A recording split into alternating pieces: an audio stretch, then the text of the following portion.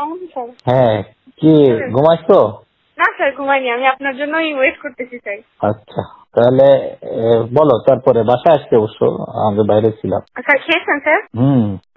Sir কথা তো বলবো স্যার, ভয় লাগতেছে কথা বলতে। বলো, অসুবিধা নেই। স্যার ওই যে আমাদের আমি স্যার এটা টোটালি হ্যান্ডেলিং আমি করি না, প্রথম থেকে আমি করি না, আমি যা করাই উপর উপর করাই। এখন ওই যে আমাদের আপনি চিনবেন, আমাদের যশোরে ছিলেন না স্যার, 26 ছিল, এখন কুষ্টিয়া ডিবিতে আছে স্যার। এখন ও তো আমাদের যশোরের ডিবিতে আসতে যাচ্ছে, এখন বিভিন্ন জায়গায় ও তদবির করার চেষ্টা করতেছে এবং ও আমাদের এসপি স্যারের সাথেও যোগাযোগ করছে। তা এসপি স্যার ওকে একটা অ্যামাউন্টের কথা বলেছে যে এই অ্যামাউন্ট দিলে ও আসতে পারবে। কত এসপি কত চাইছে? এসপি নাকি বলছে 30-এর কথা। হ্যাঁ, এসপি 30 দিতে হবে। হ্যাঁ, এসপি 30 দিতে হবে। তা ও বলেছে কি যে স্যার আমার যদি 30 থাকতো তাহলে তো আমি এখন মানে সিঙ্গাপুর থাকতাম, এই কথা বলছে সাব্বির।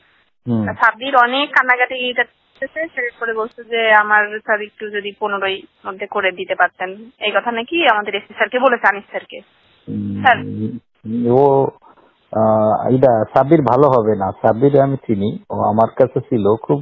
না, সাব্বির এটা কিন্তু উনাই ডাইরেক্টলি কিন্তু এসপি স্যারের সাথে কথা বলেনি, এটা একজনের মাধ্যম দিয়ে বলানো হয়েছে। সে আবার আমার চাচা হয়, বুঝছেন, তার সাথে আবার আমাদের আনিস স্যারের সম্পর্ক ভালো। তা সে বলছে কি যে ভাই আপনি তাহলে একটু যদি আনিস স্যারের সাথে কথা বলে দেখেন যে আমার যদি আনতে পারে তাহলে কেমন কি হয়। তা তখন সে ঠিক আছে, সাব্বির ও ডাইরেক্টলি কোনো কথা বলেনি।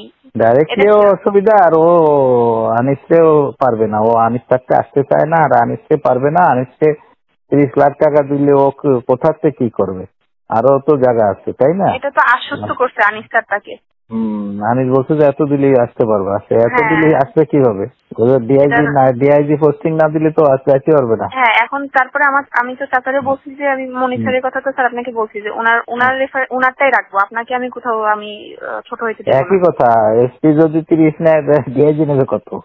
না, এটা তো তার বক্তব্য।